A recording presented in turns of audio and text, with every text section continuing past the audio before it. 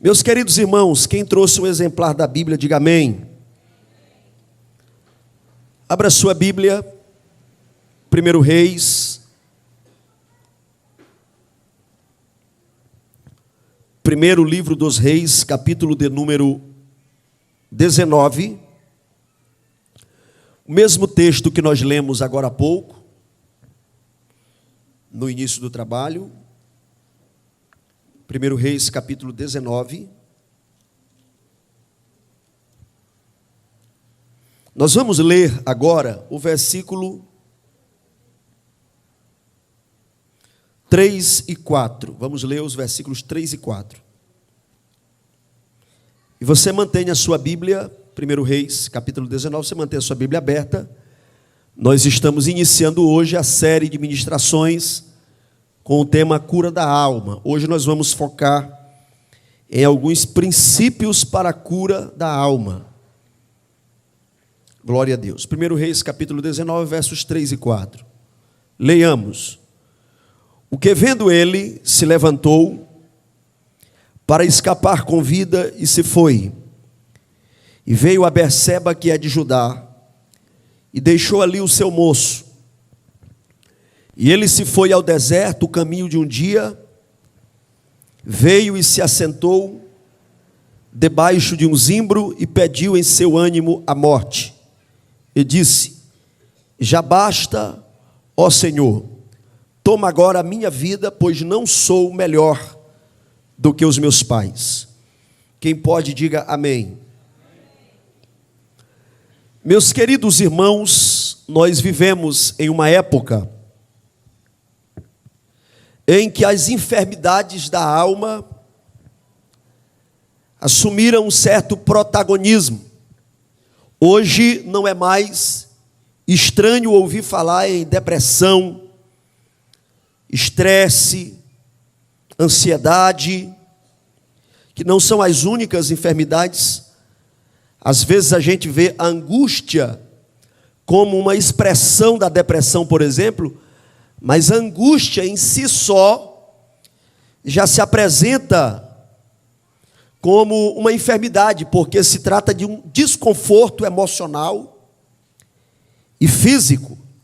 A angústia é um desconforto emocional, mas também é físico. Inclusive, um desconforto que apresenta resultados através de enfermidades mais conhecidas, como, por exemplo, o aumento da pressão arterial e, consequentemente, doenças cardiovasculares. Podem ser desencadeadas pela angústia. E esses males, às vezes, nós os tratamos com preconceito, porque a gente aceita com muita naturalidade uma doença do corpo físico. E não demonizamos, a gente não demoniza uma gripe, a gente não demoniza uma dor na garganta, uma dor no fêmur, na coluna vertebral, a gente não demoniza. Mas se tratando de doenças da alma, boa parte do público evangélico é despreparado para tratar, para aconselhar, para ouvir, porque em primeiro momento já se demoniza. Uma pessoa com uma enfermidade da alma, qualquer uma dessas que eu citei, problemas na sua mente, pode ter surtos psicóticos, neuroses, por exemplo, pode ter visões, repetidos sonhos, o que muitas pessoas já levam de imediato para demonização. Não estou dizendo que o inimigo das nossas almas não atue nessa área. Não é isso que eu quero dizer. Há uma influência, em muitos casos, sim, como existe nas doenças físicas. Existem dores no corpo que são de origem maligna, mas nem toda dor no corpo, toda enfermidade é de origem maligna. Da mesma forma, devemos avaliar as doenças psicoemocionais, também chamada de psicossomáticas ou psicossociais também. Nós lemos aqui o caso de Elias. E Elias é um exemplo bíblico de alguém que nos inspira a buscar a Deus.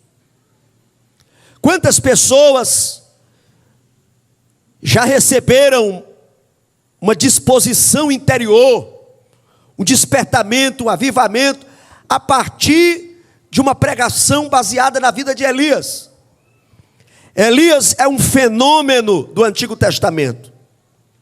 As suas aparições bíblicas, as suas aparições no contexto bíblico, começando em 1 Reis 17, são aparições quase que cinematográficas. Ele surge do nada, não existe ali um prelúdio da sua história, ele surge e se apresenta como um homem de grande intimidade com Deus. E em primeiro lugar ele confronta logo o rei Acabe. Ele confrontou o rei Acabe, depois ele foi para as margens de um rio, as margens do ribeiro de Querite, e ali foi alimentado sobrenaturalmente. Depois ele vai para a casa de uma viúva em Sarepta, e ali ele é usado por Deus como instrumento de provisão para aquela família. Mas o maior evento envolvendo Elias, quem me ouve diga amém, o maior evento envolvendo Elias é o evento do Monte Carmelo, aonde ele se apresentou diante de uma multidão de pessoas, ali em Samaria,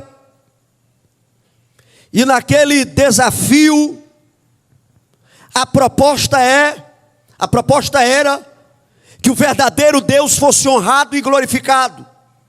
Elias era o representante do verdadeiro Deus, e o desafiante ou desafiado era Baal através dos seus profetas. Os irmãos conhecem a história. Os profetas de Baal tiveram ali o começo daquele espetáculo, daquela apresentação, oraram, se retalharam, mas Baal não respondeu com fogo. E Elias, em uma rápida oração, a oração de Elias foi rápida, Deus atendeu e derramou fogo ali, ao vivo e a cores. Nós conhecemos essa história. Somos inspirados a ter mais fé através dessa história. Mas este Elias também sofreu de uma profunda enfermidade na sua alma. E a enfermidade de Elias não foi depois de uma derrota. As derrotas, irmãos, nem sempre elas têm poder de abater a nossa espiritualidade. Problemas, perdas, decepções, nem sempre têm poder de abater a nossa espiritualidade. Nas derrotas, a gente telefona para alguém, pede oração, a gente já procura os pecados. Isso deve estar acontecendo porque alguma coisa não está bem. Eu vou caçar meio de me congregar, servir a Deus, ser crente de verdade. Então as derrotas, nem sempre elas nos abatem espiritualmente. Agora, as vitórias, as conquistas da vida, elas exigem de nós uma grande responsabilidade.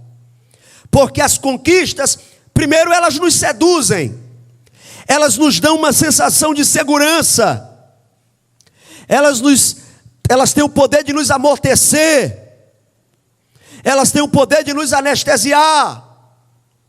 Os senhores lembram muito bem que Jesus encontrou uma vez 10 leprosos. Quantos leprosos Jesus encontrou?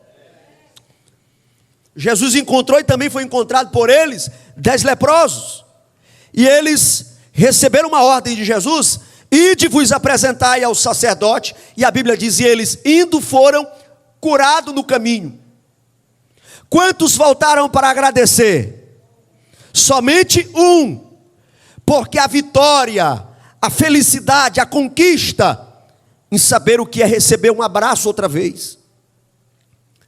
Aqueles leprosos que há tanto tempo não sabiam o que era um abraço, o que era sentar à mesa para uma refeição com a família, eles partiram para essa celebração. A comemoração foi tão grande que eles não lembraram de voltar aonde Jesus estava para lhe agradecer. Então as vitórias, elas também exigem de nós grande responsabilidade e atenção. São momentos perigosos. A derrota é um momento perigoso também. Tem gente derrotada que se revolta, larga a família, larga Deus. Mas tem gente vitoriosa, e olhe lá, que talvez a maioria dos declínios espirituais acontecem em momentos de glória. Porque nos momentos de glória, nem sempre a gente faz campanha de oração para agradecer. A gente faz campanha de oração para pedir. Mas para agradecer, nem sempre a gente faz campanha. A bem da verdade, eu desconheço uma campanha. Vamos fazer aqui um mês de campanha de oração para pedir o quê, pastor? Para pedir prosperidade? Para pedir salvação de alma na cidade? Para pedir a conclusão da construção? Não, essa campanha nós não vamos pedir nada, vamos só agradecer. Dificilmente a gente faz, ou a gente não vê esses tipos de trabalho. E aí a pessoa baixa a guarda. Se você baixa a guarda espiritualmente, a tua imunidade espiritual desce. Nos momentos de glória, nem sempre se lembra do culto doméstico, da leitura da Bíblia, de uma oração assim, mais quebrantada. A euforia leva a gente a ficar acordado até mais tarde, postando as nossas vitórias. Afinal de contas, quem nos pisou precisa ver que a gente está triunfando. A nossa vaidade clama por isso. E aí nós baixamos guarda.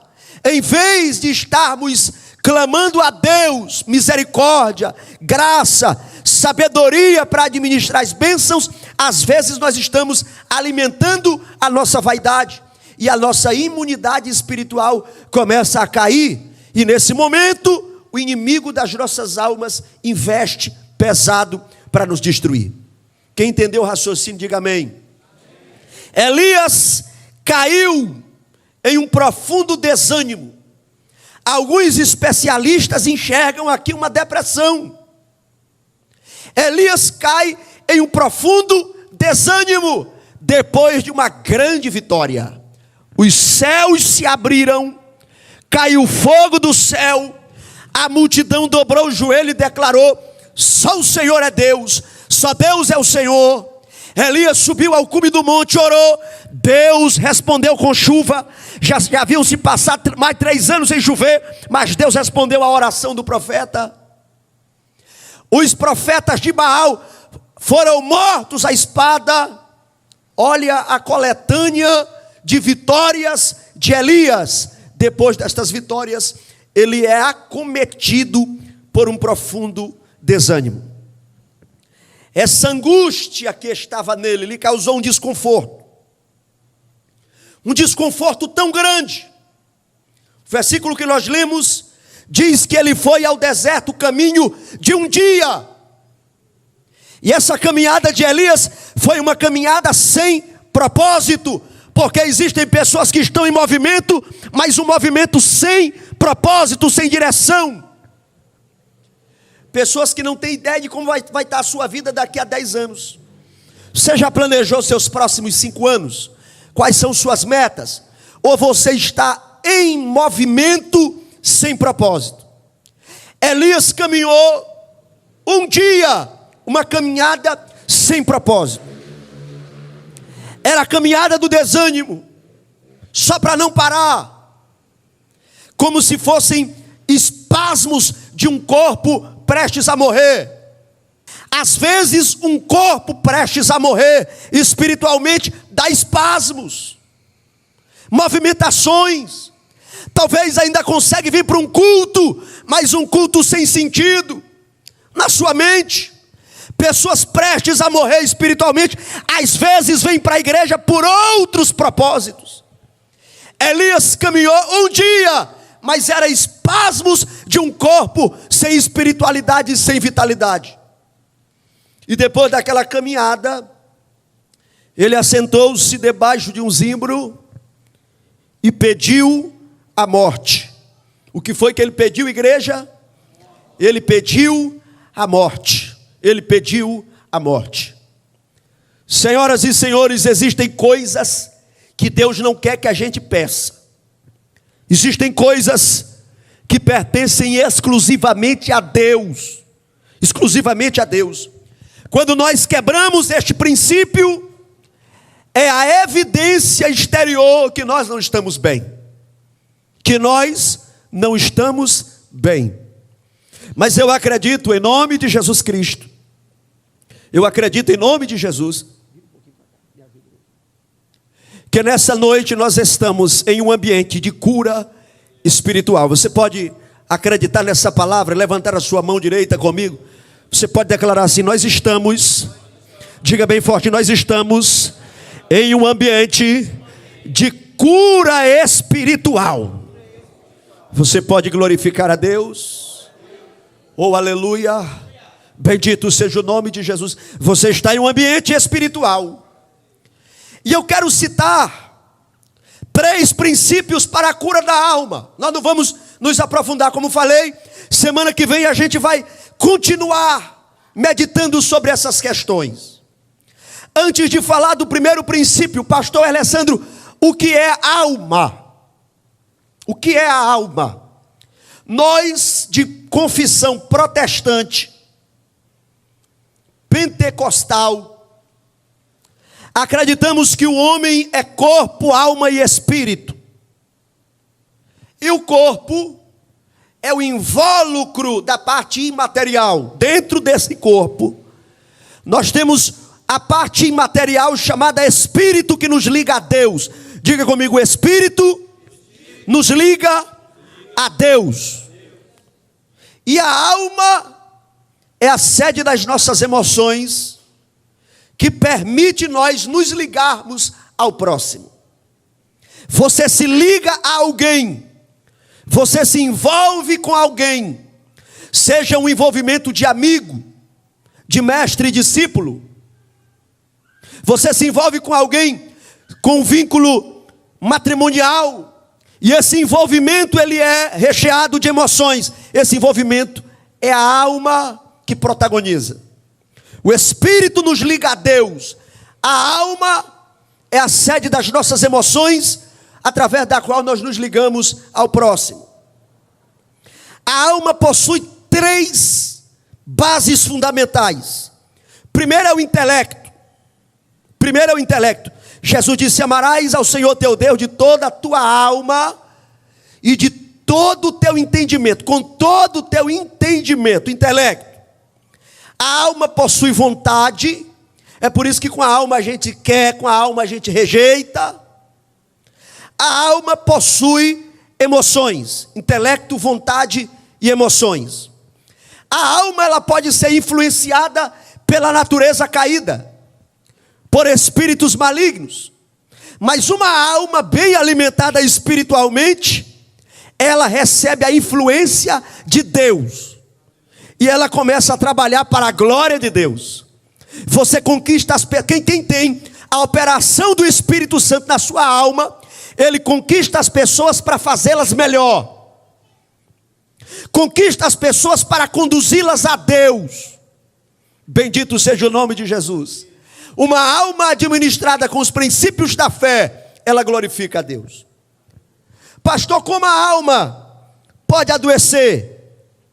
A alma adoece quando nós baixamos guarda no mundo espiritual, quando nós eliminamos as proteínas da fé, que faz a gente ficar forte. Nós baixamos a nossa imunidade espiritual e a alma exposta começa a se fragilizar. E eu vou citar aqui alguns princípios para que a tua alma, se estiver precisando de cura, seja curada. Primeiro, nós precisamos reconhecer e aceitar as emoções. Nós precisamos reconhecer que a alma adoece, porque às vezes nós queremos passar a imagem de super crente, de super líder. Às vezes no dia a dia não abraçamos, não nos permitimos ser abraçados, não enxergamos a beleza da vida. não paramos para agradecer pelas coisas simples e muito menos pelas complexas. E o nosso corpo começa a dar sinal que a gente não está bem. Não temos mais a mesma tolerância, não temos mais a mesma fé, não conseguimos ajudar mais o próximo, aquilo que nos sensibilizava antes não nos sensibiliza mais. E às vezes a gente diz, não, é porque é assim mesmo, isso é normal. Aí alguém, talvez usado por Deus, nos dá um aviso, nos dá um toque, olha, você precisa descansar, você precisa se cuidar. Mas a nossa autodefesa arrogante e orgulhosa diz assim, isso é besteira. Minha mãe viveu 90 anos, trabalhava dia e noite na roça, e nunca tinha essas frescuras, eu sou do mesmo jeito. Não, você não é do mesmo jeito. E além de não ser do mesmo jeito, você não vive na mesma época da sua mãe. Você não vive na mesma época de pessoas que você usa como exemplo para não se cuidar. Primeiro você tem que reconhecer que precisa de ajuda. É por isso que Deus, quando Ele quer tratar conosco, Ele nos leva a falar. Porque a boca é cúmplice do coração. A boca é cúmplice do coração. E quando nós não estamos bem, Deus nos leva a falar. Porque Deus nos cura à medida que nós falamos. E nós podemos falar para pessoas das quais confiamos, ou nós podemos falar para o próprio Deus. A Bíblia Sagrada diz, lançai sobre ele toda a vossa ansiedade, porque ele tem cuidado de vós. Aleluia. É por isso que as pessoas que oram a Deus, que buscam a Deus, elas têm mais saúde espiritual e também emocional, porque a fala é uma terapia. Outro dia eu conversei com um rapaz aqui muito esclarecido da cidade, com formação superior, e ele disse, pastor, eu fui no psicólogo, o psicólogo não disse nada, ficou só me fazendo perguntas, eu não vou mais gastar o dinheiro. E eu disse para aquele jovem, a tua cura está em falar o que você está sentindo. O psicólogo agiu correto, ele tem que conhecer o teu problema, por isso ele te levou a falar. Deus já usou essa técnica. Quando Deus se apresentou a Gideão, quem está no culto aqui, diga glória a Deus. Deus se apresentou a Gideão, e Deus tocou exatamente na ferida dele. O anjo do Senhor se apresentou e disse assim, Gideão, varão valoroso. Gideão só se considerava varão, mas não se considerava um varão valoroso. E ele disse, Senhor, eu sou o menor da minha tribo, sou o menor da família, a minha família é a menor em Israel. Olha a visão que ele tinha, mas Deus lhe levou a falar. E quando ele falou, Deus começou a mudar a visão que ele tinha dele mesmo. Irmãos, a primeira coisa que Deus faz conosco quando Ele quer nos usar é mudar a visão doentia que nós temos de nós mesmos. Deus não usa alguém que não acredita no seu próprio potencial. Deus não usa alguém que quando abre a boca diz assim, nada que eu faço dá certo. Deus não usa alguém que diz assim, a minha vida é para ser daqui para pior mesmo. Foi assim com meu pai, foi assim com minha mãe, vai ser assim comigo. Deus não usa alguém que tem uma visão distorcida de si mesmo, porque você é imagem e semelhança de Deus. Levante a sua mão. Eu quero declarar no nome de Jesus Cristo que esta visão, se tiver aqui entre nós, ela está com os segundos contados, porque Deus nesta noite abre os teus olhos espirituais, para que você enxergue a presença gloriosa do Espírito Santo. Bendito seja Deus para sempre. Aleluia. Você pode levantar a sua mão assim para o céu, levante ela, segure e declare assim comigo, eu fui comprado pelo sangue de Jesus Cristo. Aleluia, declare bem forte: eu sou um projeto de Deus. Diga assim: eu sou perdoado, sou redimido pelo sangue de Jesus. Quantos podem adorar a Deus nesta noite? Quantos podem adorar a Deus nesta noite? Deus quer que você reconheça. Deus levou Elias a falar. O anjo do Senhor se apresentou a Elias. 1 Reis 19, versículo de número 5. Deitou-se e dormiu debaixo de um zimbro. E então um anjo tocou e disse-lhe: levanta-te e come. E olhou, e eis que à sua cabeceira estava um pão cozido sobre as brasas e uma botija de água. Comeu, bebeu, tornou-se a deitar. E o anjo do Senhor tocou nele a segunda vez e disse: levanta-te e come, porque muito comprido será o caminho. Versículo de número 8. Levantou-se Elias, comeu, bebeu, e com a força da comida caminhou 40 dias e 40 noites até Horebe, o monte de Deus. Ali entrou numa caverna, passou a noite. E eis que a palavra do Senhor veio a ele dizendo: que fazes aqui, Elias? O anjo tocou nele 2 vezes. O que ele conseguiu fazer foi só comer e dormir. E depois caminhou por 40 dias.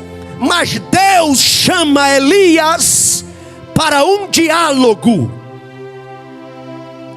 Deus chama Elias para uma conversa. Que fazes aqui, Elias? Bota para fora o veneno que está te matando. Diz o que te incomoda. Diz por que você não está como estava antes, como era antes. Irmã, fale para Deus o que te afronta, o que te mata por dentro. Irmão, diga para Deus: pastor, meus amigos são tão poucos, eu não confio em quase ninguém. Pois diga para Deus. Conversando com Deus, você será curado pela presença gloriosa do Deus dos céus, que não te quer doente, Deus te quer sadio. Reconheça, admita. E Elias conta a sua história. E a gente começa logo pela jornada do herói. Aí Elias: Senhor, eu tenho sido zeloso.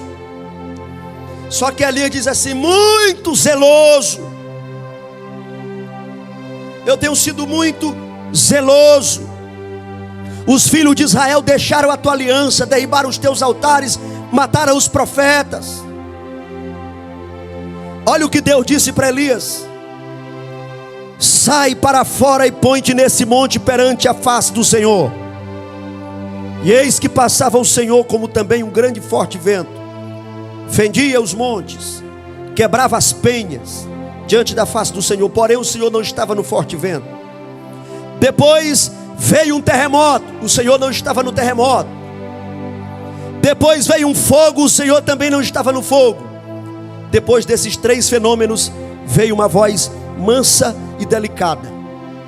Deus permitiu esses fenômenos, eles despertam a atenção de Elias, e Deus se apresenta em uma voz mansa e delicada. Se você não reconhecer que precisa de ajuda, ninguém vai te ajudar. A vaidade de um homem, de uma mulher, pode levar a assumir postos que não está preparado. Primeiro você tem que ser curado. Primeiro você tem que receber a cura que você tanto precisa em Deus. E aí você vai crescer. Tem pessoas que querem crescer sem estarem preparadas. Fortalece as tuas bases. Segundo princípio para a cura da alma: busque a ajuda de Deus e na comunidade, com seus irmãos. Deixa eu te dizer uma coisa, que Deus vai levantar alguém. Se ainda não tiver levantado, Deus vai levantar alguém que você possa confiar nessa pessoa. Enquanto você se cala, você adoece mais. Às vezes nós não queremos abrir mão do nosso egoísmo para não mostrarmos as nossas fraquezas. Romanos capítulo 12, versículo 13. Qual o texto? Comunicai com os santos nas suas necessidades. Diga comigo assim: Paulo nos mandou se comunicar com os santos. Se você precisa de uma cura, se comunique com um santo, com alguém de Deus. Tem pessoas que já são assim, o excesso da comunicação, já colocam até nas redes sociais. Tem gente que quando tem uma crise com o marido, todo mundo já sabe. Marido que tem crise com mulher, tem uns aí que todos sabem quando tem uma crise. Por causa das redes sociais, a vida do cidadão está em uma vitrine. Teve um probleminha, já começa a jogar em direta. Todo mundo começa a entender o que está acontecendo. Não. Deus não nos orienta assim.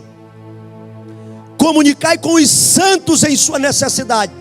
Tem uma mulher de Deus de confiança, de oração, que você pode abrir o seu coração para ela. Tem um homem de Deus de oração, de confiança, que você pode abrir o seu coração. E quando você abre a sua boca, quando você coloca para fora, tem vezes que você não precisa ouvir nada. Somente você falando, você é curado. Terceiro princípio para a cura da alma: renovação da mente pelo poder da fé.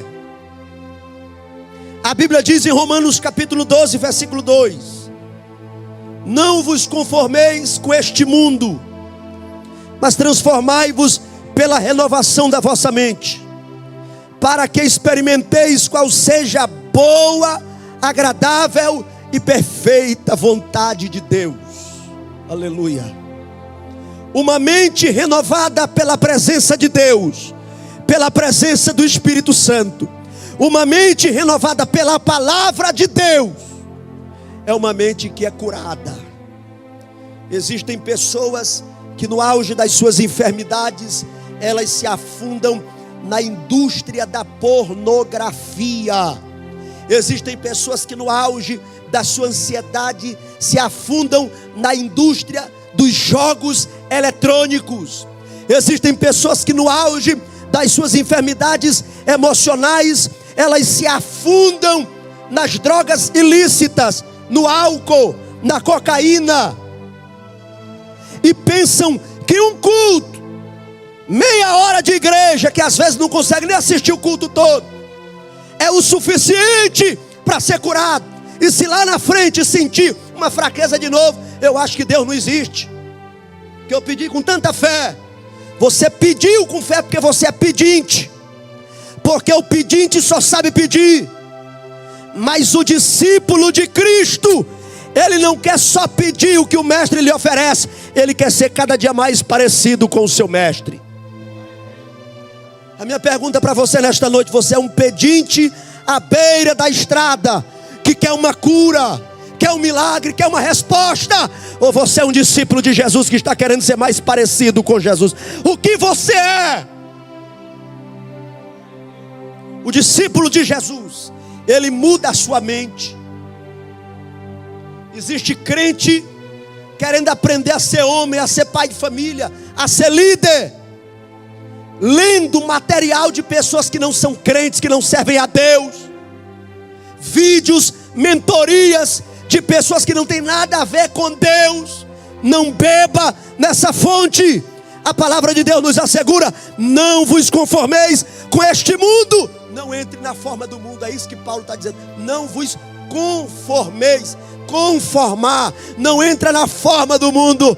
Tu não és deste mundo, tu és serva do Deus vivo, tu és servo do Deus vivo, e o Pai está te preparando para a eternidade. O discípulo, ele permite a sua mente ser transformada pelo poder do Evangelho, pelo poder da presença de Deus. E se você precisa de cura para a sua alma, a sua mente precisa ser renovada.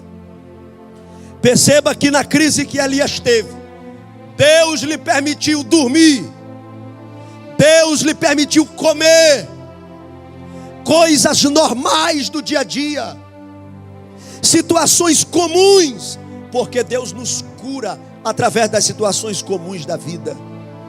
Mas eu vou finalizar esta noite citando algo extraordinário que Deus fez na vida de Elias. 1 Reis capítulo 19, versículo de número 15. Localize na sua Bíblia. Aleluia. Quando Deus chamou Elias para fora da caverna e disse para Elias: o que é que tu tens? E Elias contou sua história. Perceba que Deus não dá atenção para o que Elias diz. Elias disse assim: eu estou sozinho, eu estou isolado. Deus não deu atenção para a queixa de Elias. Você pode dizer isso aí comigo? Diga assim: Deus não deu atenção para a queixa de Elias. Deus deu serviço para Elias.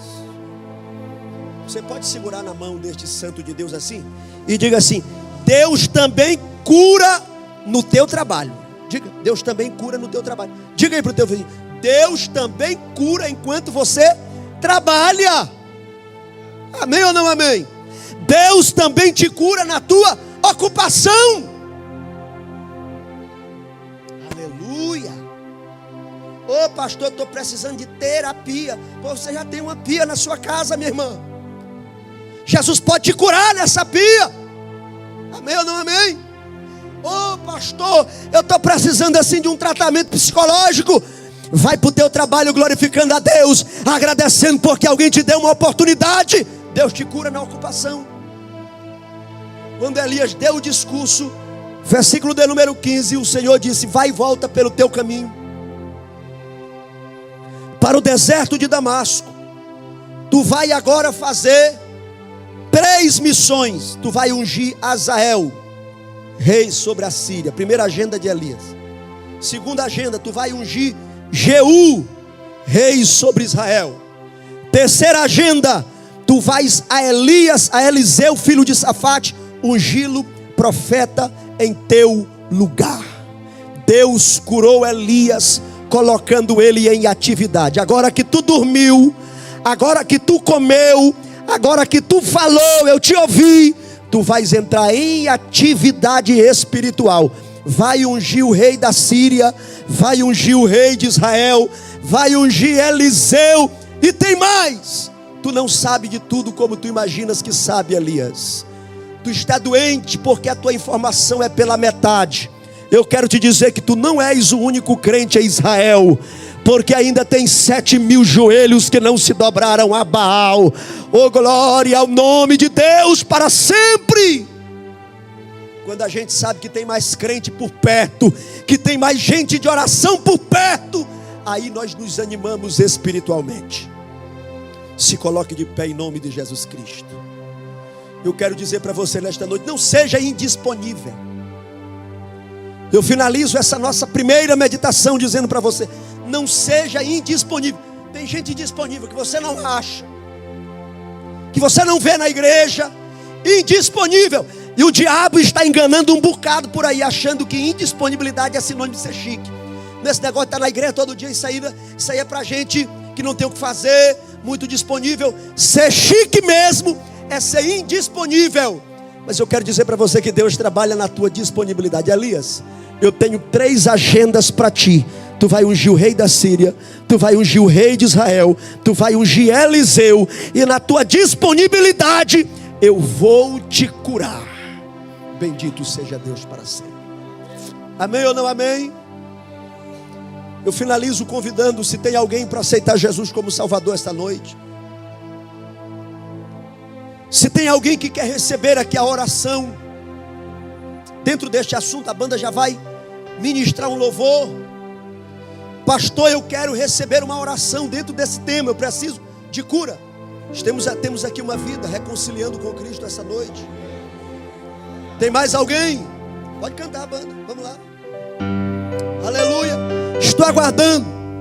Pastor, eu quero oração por alguém da minha família que está com um problema emocional, uma doença na alma. Deus é o Deus que cura das doenças do corpo e da alma. E nessa noite nós estamos em um ambiente de cura.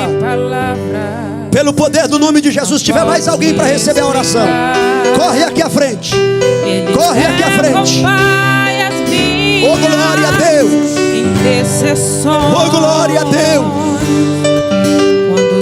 Aleluia. para fora. Não prenda dentro do seu coração esta mágoa, esta angústia. Joga para fora, Elias. Sai da caverna. Vomita o veneno da mágoa, da angústia, da falta de perdão. Jesus está aqui nesta noite para curar.